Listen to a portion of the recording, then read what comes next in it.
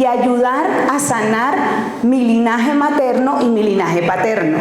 Y de ahí comienzan unas heridas que se van a ir formando desde el embarazo.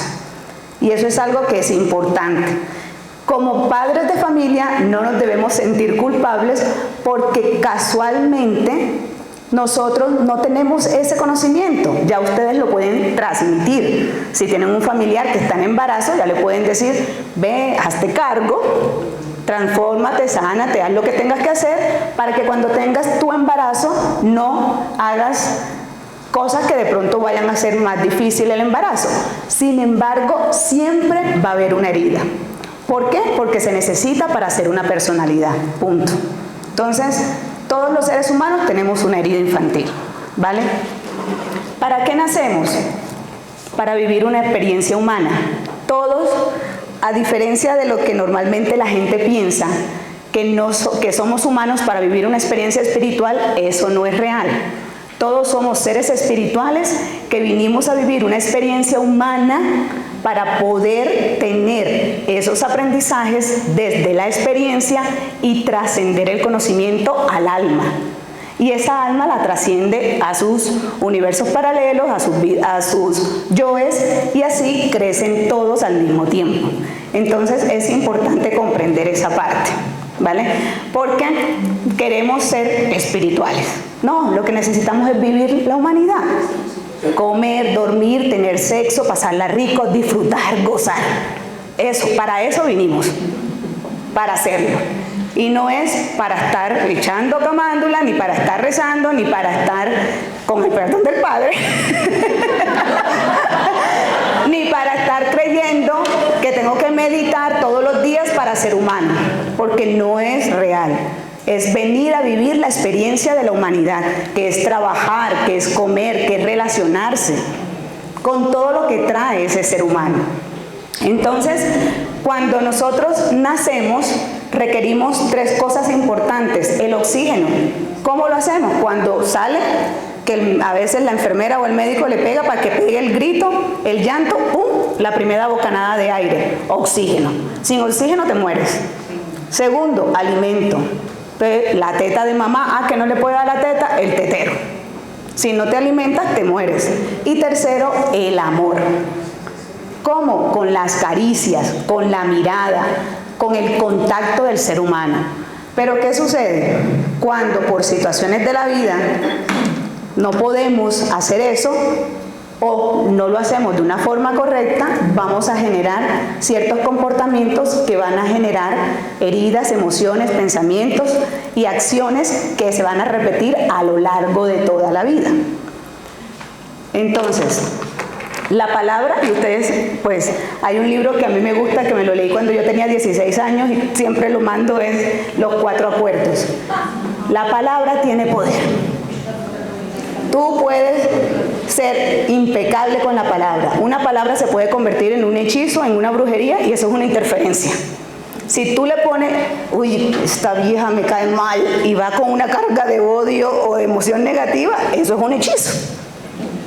Un conjuro, ojalá fulanita de tal se estrelle, ojalá le vaya mal en el examen. Una maldición. Y eso es una interferencia. Y una interferencia difícil. Entonces, muchas veces hacemos interferencias sin querer, ¿ya? Y las palabras afectan profundamente tanto como las decimos como la intención que decimos. Por eso es tan importante tener cuidado con lo que decimos y pensamos. Dada nuestra mente desde la conciencia, estamos programados a reaccionar a palabras de carga negativa más que a las de carga positiva. Entonces, le decimos a nuestros hijos, ajá, ¿y tú por qué eres tan lento? ¿Por qué comes tan lento? ¿Por qué no te bañas rápido? Entonces, y todo con palabras negativas. Esos son lanzadas. Conjuros, maldiciones, hechizos, programación de pensamiento, programación de esquemas, programación. Y esas programaciones tienen resultados. Que como está chiquitico no se acuerda. Imagínense que el inconsciente se forma en el embarazo y en los primeros 7 años. Ya después de los 7 años está jodida la persona, ya ancló la personalidad. Nada, el inconsciente se forma casualmente en esos primeros 7 años. ¿Listo? El consciente normalmente comienza a funcionar desde los 3, 4 años, que es lo que nos acordamos. Porque es bien raro que tú te acuerdes de algo menor de 3 años, bien raro. Tiene que ser algo así muy marcado para que uno se acuerde de algo que sea menor de 3 años. Entonces, todo lo que pasó, de lo que tú no te acuerdas, está en el inconsciente, hasta lo que pasó en el embarazo. Las palabras son vibraciones y nuestras células reaccionan a ellas. Cuando hacemos conciencia, tenemos en nuestras manos una herramienta poderosa para transformar la realidad. Por eso la programación neurolingüística, que abre una puerta, no sana el origen, pero por lo menos te abre la puerta para que tú puedas reconocer el origen. Entonces, muchas veces, como decía Andrés, repetimos patrones. Ay, me metí con este gamín, terminé con él y siguiente gamín, terminé con él y siguiente gamín. Pues mira cuál es el patrón. Pues si sigues escogiendo desde el mismo patrón y no te haces cargo, este gamín te viene a mostrar tu herida de abandono, tu herida de rechazo y sigues haciéndolo igual, pues se va a seguir repitiendo. Hasta que tú no te hagas cargo de esa herida, vas a seguir escogiendo lo mismo. Antes de que nuestro cuerpo físico perciba las palabras, estas ya nos han afectado a nivel energético. ¿Por qué? Porque antes de salir aquí, ya la tenemos aquí. Entonces, piensas, dices. Y acuérdense que el verbo se hace carne. Y esa expresión religiosa es totalmente real. Todo lo que tú dices se puede materializar. Y como decía una profesora, el universo es un eterno afirmativo. Entonces, todo lo que tú digas, el universo te va a decir que sí. Entonces, si tú dices, ¿me va a ir mal hoy? Sí. ¿Me voy a ganar la lotería? Puede que sí. Pero no te la ganas de pronto si no compras la lotería, o de pronto te ganes la lotería de otra manera. Te ganaste una rifa, te salió un buen trabajo, te encontraste un buen esposo, te salió un buen hijo, que ese es otro tipo de lotería. Entonces, ¿qué sucede? Cuando tenemos unas programaciones positivas va a ser muy chévere, pero cuando no hay emociones positivas, ¿qué pasa?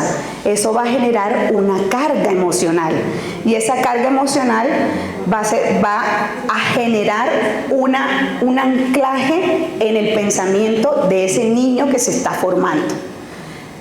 El pensamiento humano es un pensamiento que se forma desde el cerebro con el pensamiento mágico. ¿Por qué? Porque cuando nosotros nacemos, el cerebro derecho, que es el de la creatividad, es el que está más desarrollado. Y el pensamiento lógico se estructura con las matemáticas, con la física, con la química, y se forma a partir de los 7 años y se va expresando en la adolescencia. Por lo tanto, la interpretación de un niño lo hace desde el pensamiento mágico. Y por eso anclamos heridas que como adulto podemos justificar, pero el niño no la ancló así. Por ejemplo, si el niño le pide a la mamá que quiere un bombombum, pero la mamá le dice que no porque no tiene plata, porque el bombombum le va a dar parásito o no sé qué, el niño va a creer que es que la mamá no lo quiere, ¿ya? Porque en su pensamiento mágico es: mi mamá no me da lo que yo le estoy pidiendo, entonces mi mamá no me quiere. ¿Listo? Y no es porque sea un mal niño o porque sea bruto o algo así, no, es porque su cerebro derecho interpreta de esa manera, y eso es importante. ¿Por qué? Porque a veces queremos que el adulto sane desde el adulto y no va a poderlo hacer. Tiene que irse al niño para poder sanar desde el niño. El adulto no puede sanar desde el adulto, porque el adulto está desde el cerebro izquierdo, que es el cerebro lógico. Entonces hay que hacer por eso la sanación del niño interior para poder sanar esas heridas infantiles. ¿Cómo? Regresando a ese momento en que ancló la herida. Y ahí sí se puede resolver. Porque si tú le dices, pues mi mamá y mi papá estuvieron conmigo todo el tiempo. Me llevaban al colegio, me hacían todas las cosas, y mi herida es la herida de abandono. Que me di cuenta muy como tardecito. Porque para mí era muy difícil. ¿Cómo así quería de abandono? Pero si mi papá y mi mamá siempre estuvieron conmigo. Sí, me dieron todo, a mí no me faltó nada. Yo decía, me acuerdo tanto de ese primer taller con Andrés, que Andrés me preguntó, ¿y cuál es tu herida? Y yo, ninguna, bien soberbia, ninguna. ¿Cuál? A la media hora ya yo estaba llorando. Pero es eso, porque como no la podía ver, porque mi papá siempre estuvieron, pero resulta que el abandono mío no fue un abandono físico, sino un abandono emocional, porque mi mamá hizo una depresión postparto, entonces ella me daba la teta, pero ni siquiera se conectaba conmigo. Entonces me alimentaba por el seno y hasta ahí, cero contacto visual, cero caricia, cero. Entonces fue una herida de abandono con presencia física, pero sin presencia emocional. Y ahí anclé mi eneatipo. ¿Listo? Y eso fue en la lactancia materna. Eso fue en los primeros 6 meses. Entonces imagínense cómo puede afectar todo el comportamiento humano. Y la estimulación puede ser, esta estimulación afectiva puede ser positiva, que provoca la sensación de bienestar, armonía y aumenta la autoestima. Entonces, mamá da autoestima y papá da seguridad. Y eso es importante, comprenderlo. ¿Por qué? Porque a veces somos muy egoístas pensando en que, no, yo quedo en embarazo y lo tengo sola y no pasa nada. Y lo crío yo sola. Pues listo, puede que no vas a tener una pareja para criar a tu bebé, pero necesita una persona que haga ese rol paterno o esa persona que haga ese rol materno, porque se necesitan las dos energías para estar en equilibrio. Acuérdense que todo es en equilibrio. Entonces, la derecha normalmente papá, futuro, trabajo, la izquierda mamá, pasado, hijos, y para acá es para dar, para acá es recibir, para acá es... Entonces, todo es un equilibrio. Y si no tenemos las dos energías en equilibrio, no se van a poder resolver o vivir en equilibrio, que es lo que realmente necesitamos comprender desde ahí. Entonces, por más que yo no tenga mi pareja, pues puedo estar con de pronto alguien que ocupe ese rol, el abuelo, el tío, el primo. Sin embargo, nunca es igual. Y eso es algo que hay que comprender. ¿Para qué? Para hacerse cargo también desde pequeñito. Si ya yo sé que mi hijo no creció con su papá, vamos a mirar qué se puede hacer desde el punto de vista terapéutico, para que pueda anclar un aprendizaje diferente. Y si es negativo, por ejemplo, la estimulación causa dolor, daño moral, físico y regenera desvalimiento, y puede generar desvalimiento y baja autoestima, baja seguridad, baja confianza y todo lo que pues nos afecta como seres humanos. Entonces, las conductas de los padres o cuidadores es lo que captan los niños pequeños con su capacidad intuitiva y que se dan cuenta perfectamente de todos estos matices. ¿Qué sucede? Como él está pequeñito, no se va a dar cuenta. Entonces, hablan, tienen conversaciones delante de los hijos, incluso hasta a veces tienen sexo. Y no hay nada más traumático para un bebé cuando se le hace terapia regresiva y se da cuenta que estaba escuchando que los papás estaban teniendo sexo delante de él. Entonces, ojo con eso, ¿no? Porque todo queda guardado. El inconsciente es el 90% de la mente humana, el consciente es el 10%. Entonces, imagínense. El ser humano utiliza solo el 10 al 15% de su capacidad mental. Los que meditan pueden llegar hasta un 25-30%. Los que tienen un cuarto o quinto nivel de conciencia pueden estar un poquito más avanzados. Pero en general realmente no utilizamos todo nuestro cerebro. ¿Y los registros akáshicos dónde están? En esa parte del cerebro que todavía no se ha accedido. Cada vez que tú abres un registro akáshico, accedes a una parte de tu cerebro que no utilizabas antes. Y vas a sentir esas conexiones neuronales. ¿Cómo las sientes? Eso se siente como con adormecimiento, hormigueo en el cuero cabelludo, y es esa parte de ese acceso a ese registro akáshico al que estás accediendo para recibir nueva información. ¿Vale?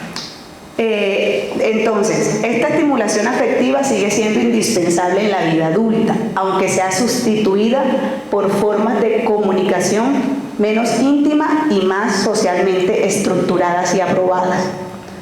Ojo, los niños requieren contacto. No es lo mismo que yo le diga a mi hijo, o que yo le diga a mi pareja, o que yo le diga a la persona que yo estoy atendiendo en consulta, mirándola a los ojos, ¿por qué vienes hoy?, a estar mirando el celular o el computador. Entonces, muchas veces hay papás que dicen, pero yo no entiendo por qué mi hijo es así. Y yo que manejo tantas adicciones, entonces yo no entiendo por qué mi hijo consume. Pues mira a ver cuál es su adicción. A ver si no trabajaba 14 horas y no era adicto al trabajo. Entonces, quiere que su hijo no sea adicto. ¿Cuántas adicciones tienes tú? Nosotros, como seres humanos, somos totalmente incoherentes, incongruentes y muchas veces incompetentes. Entonces, para poder ser congruentes, tenemos que tener claro que lo que pensamos sea exactamente lo que decimos. Si no estamos diciendo lo que estamos pensando, vamos a tener incongruencias. Y los chicos, los hijos, se dan cuenta de esa incongruencia. Entonces, no diga mentira, pero cuando le vienen a cobrar, dígale que no estoy. Y entonces él no va a aprender lo que están diciéndole, sino lo que están viendo. Para poder ser competentes hay que hacer lo que se dice. ¿Listo? Una competencia es eso, tener la capacidad de hacer lo que estoy diciendo. Y ser coherente es sentir lo que estoy haciendo. Entonces, cuando somos congruentes y competentes, desarrollamos una habilidad positiva, y cuando somos competentes y coherentes, desarrollamos una capacidad, y cuando tenemos la habilidad y la capacidad, podemos hacer expresiones emocionales positivas. Esto hay que hacerlo. Teniendo este desarrollo de expresión emocional bien, vamos a tener no solamente con nuestros hijos, con el trabajo, con los amigos, con la sociedad, con el paciente y con todos los que lleguen a nuestra consulta. Entonces, teniendo en cuenta todos los comportamientos y todo lo que se ha desarrollado a lo largo de los estudios que se han hecho sobre los patrones comportamentales, hay 5 heridas principales, que son la herida de humillación, la herida de abandono, la herida de rechazo, la herida de traición y la herida de injusticia. Siempre desarrollamos más de una herida. Hay una principal, que es la que anclamos inicialmente y desarrollamos la personalidad, pero vamos a tener varias heridas. Por ejemplo, mi herida de abandono, que es la principal de esta encarnación, es esa, la herida de abandono. Pero yo traigo de linaje materno una herida, que es la herida de humillación, porque mi linaje materno es indígena, y traigo la herida de linaje materno, traigo la herida de traición por la parte de los indígenas, y traigo la herida de humillación de mi linaje paterno, porque fueron esclavos de África que trajeron y vienen que fueron desplazados de África a Francia, de Francia los trajeron como esclavos a América y bajaron a Sudamérica. Entonces, me tocó hacer la sanación de la herida de humillación, la sanación de la herida de traición, más la sanación de la herida de abandono. Y después por ahí me di cuenta que también tenía de traición y de rechazo. De paso. Entonces, las 5 heriditas me tocó trabajar a mí. Y las sigo trabajando todavía. Estas heridas, como les decía, se anclan en el embarazo o en los primeros 7 años. Así que es importante y necesario realmente comprender que todos tenemos una herida, y esa herida es la que ancla nuestra personalidad.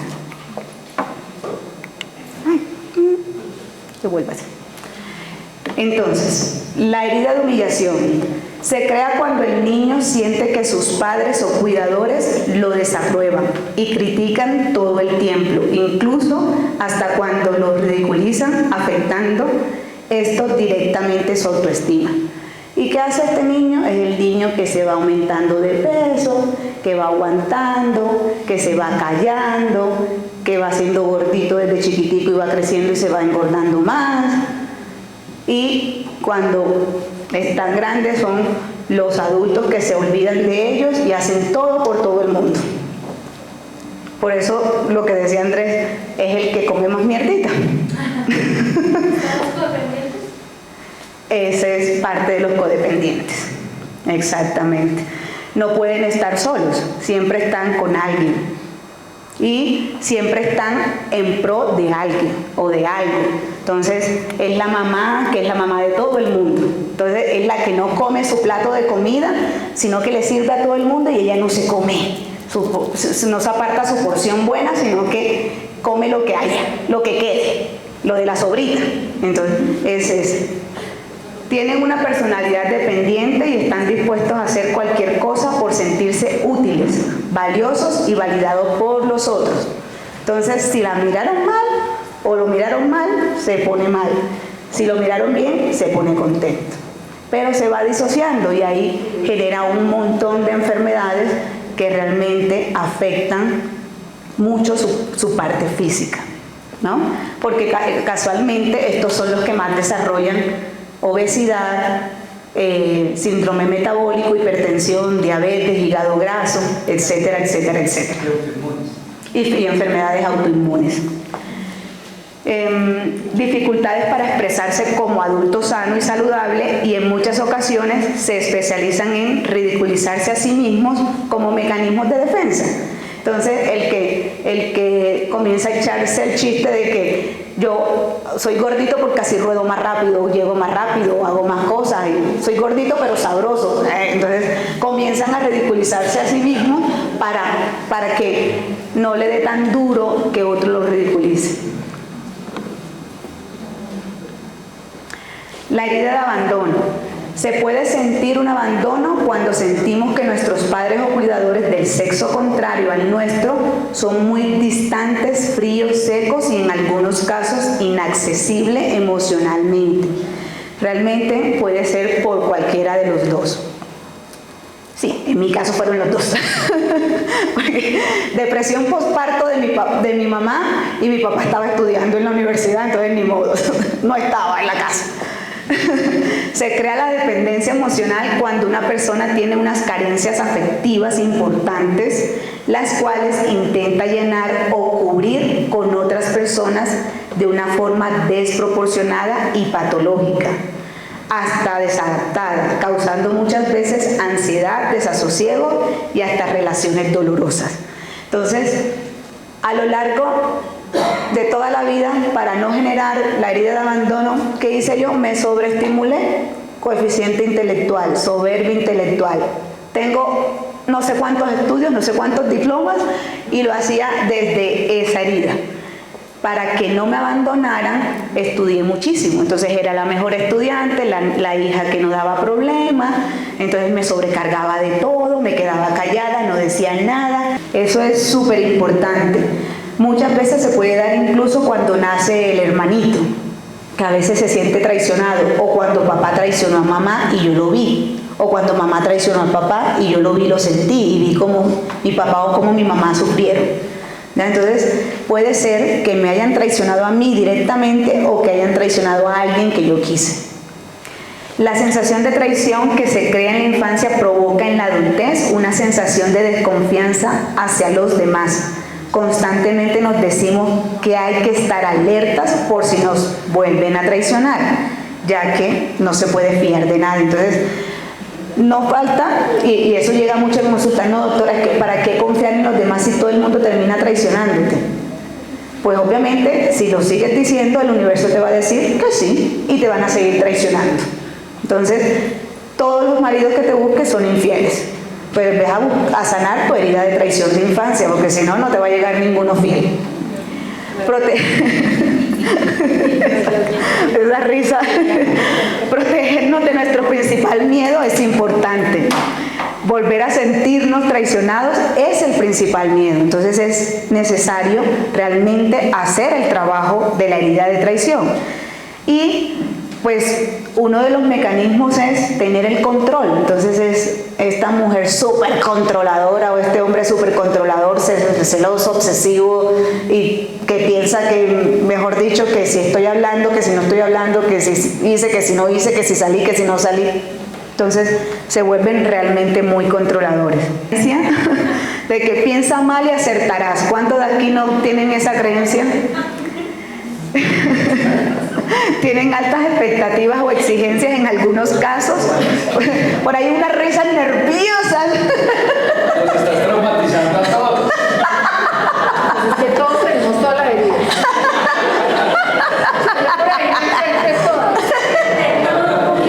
Por eso yo dije, ya yo me trabajé las 5 y me las sigo trabajando.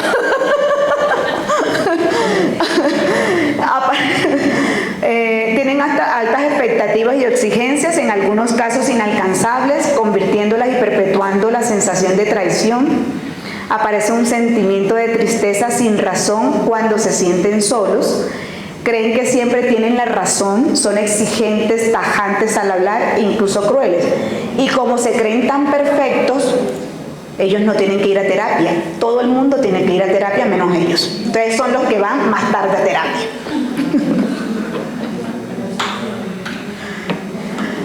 Y la herida de injusticia, que se produce cuando sentimos, observamos y percibimos que nuestros padres o cuidadores y o quienes nos educan se relacionan y comportan de una forma fría y distante con nosotros. Normalmente ocurre con el padre o el cuidador del mismo sexo.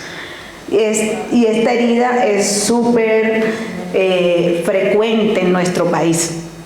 Es muy, muy frecuente.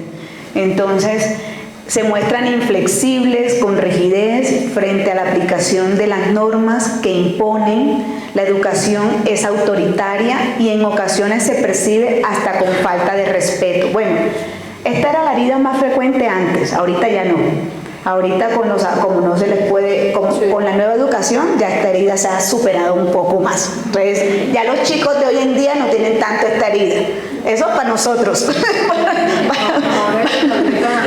Sí, exacto. Esta herida de injusticia especialmente se genera entre los 4 y 6 años, cuando inicia el proceso de interacción social e identidad, y los eventos pueden llenarlos de frustración, miedo, rabia, ira, temor y hasta tristeza. Entonces, la herida de injusticia no se limita a manifestarse solo en el campo personal, como todas las heridas. Todas las heridas te afectan todas las áreas. Relación contigo mismo, relación de pareja, familia, social, recreación, espiritual, sexual, material, profesional, todas las áreas. Y pueden estar asociados a varias emociones, y eso es algo que es importante, porque a veces se piensa que como el de abandono es más triste, el de rechazo es más ansioso, el de injusticia es más agresivo. No, todas las heridas pueden estar asociadas a cualquier emoción y se pueden anclar en cualquier órgano. Porque antes también pensábamos que la tristeza es más en el pulmón, la rabia es más en el hígado, el miedo es más en el riñón. Eso es como lo grosso, pero realmente podemos anclar una herida y una emoción en cualquier parte del cuerpo. Entonces, por ejemplo, un cáncer de mama puede ser una herida de rechazo, si es izquierdo del hijo, si es del derecho de papá o mamá, y puede ser que desarrolló su cáncer de mama, por ejemplo. Entonces, todos los cánceres tienen una emoción y una herida asociada a ese desarrollo de esa enfermedad.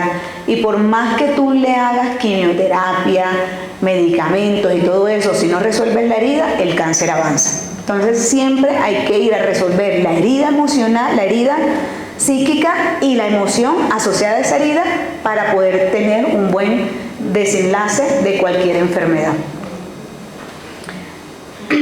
La mente y el pensamiento de aquellos que sufrieron la herida de injusticia en su infancia está entrenada en la rigidez, y tienen dificultades para aceptar diferentes puntos de vista, llegar a acuerdos, poner límites y sobre todo aceptar sus errores.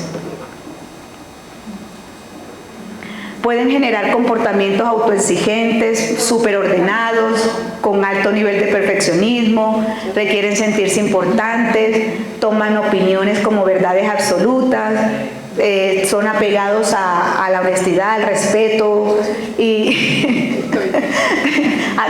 eso soy yo. Y algunas ideas como que a veces son insuficientes, ¿no? No soy capaz de, o no soy eficaz en, entonces se autocastigan mucho. Y bueno, ya teniendo claridad de estas 5 heridas y sabiendo que todos tenemos por lo menos 2 de las 5, hay que hacerse cargo de ellas. Entonces, el cuerpo humano es el carruaje. El yo es el hombre que conduce ese carruaje. El pensamiento son las riendas que lleva el carruaje. Y los sentimientos son los caballos que jalan el carruaje. Para que ese carruaje tenga menos carga y realmente puedan llegar a una edad o puedan tener una vida saludable en todas sus áreas, porque no estamos hablando solo de la salud física, sino de la salud mental, de la salud emocional, de la salud energética, de la salud espiritual, porque yo no, como lo decía Andrés, como lo decía el padre, yo no voy a traer un demonio de adicciones si estoy bien. Si tengo una herida, lo voy a traer. Yo no voy a traer un egregor o un rezo o un hechizo o un conjuro, no me voy a hacer correspondiente a una interferencia si estoy bien. Si tengo algo que sanar, obviamente se me va a pegar algo, una interferencia, una emoción, una herida psíquica, y voy a tener un bloqueo en cualquiera de las 7 miradas que se estudian en el método Milagro. Por eso es tan importante hacernos cargo de esas heridas y sanarlas, tanto de infancia, las de ancestros y los de vidas pasadas. Entonces, acá es importante, como lo decía, está el diplomado de psicoterapia transpersonal, también está el taller de enneagrama y reparentalización. Es importante porque cada una de estas heridas se asocia a un tipo de personalidad. Hay 9 tipos de personalidad. Entonces, en el caso mío, que soy ENEA tipo 3, que tengo como base la herida de abandono, sin embargo, cada uno de esas heridas puede desarrollar un tipo de personalidad. Y ese tipo de personalidad requiere que cada persona conozca esas características, porque vamos a desarrollar unos mecanismos de defensa emocionales y psicológicos que son los que nos hacen la neurosis. Entonces nos volvemos neuróticos, que son todas esas características que ustedes vieron. Toda esa neurosis que sale a flote cuando estamos sobre todo en piloto automático. Cuando estamos con una emoción negativa, que ahí estamos en piloto automático. Tenemos rabia, nos volvemos agresivos. Tenemos miedo, nos retraemos o nos podemos volver también agresivos. Pero en este campo y en este medio en el que yo estoy actualmente, ya me di cuenta que todas las enfermedades mentales se pueden sanar, ¿no? Al igual que cualquier otra enfermedad que es bien compleja, sí, porque no es tan tangible, porque está en el pensamiento y en las emociones, y la particularidad de la enfermedad mental es que la gente se tiende a identificar con ella. La gente no dice yo soy neumónico cuando tiene neumonía, sino yo soy depresivo. Entonces la gente, no, tú no eres depresivo, tú eres fulanito de tal y tienes depresión. Entonces eso es importante tenerlo claro. No nos podemos identificar con la enfermedad mental. La enfermedad mental, al igual que cualquier otra enfermedad, así como llegó, así también se puede ir, ¿vale? Entonces los invito a eso, a sanarse.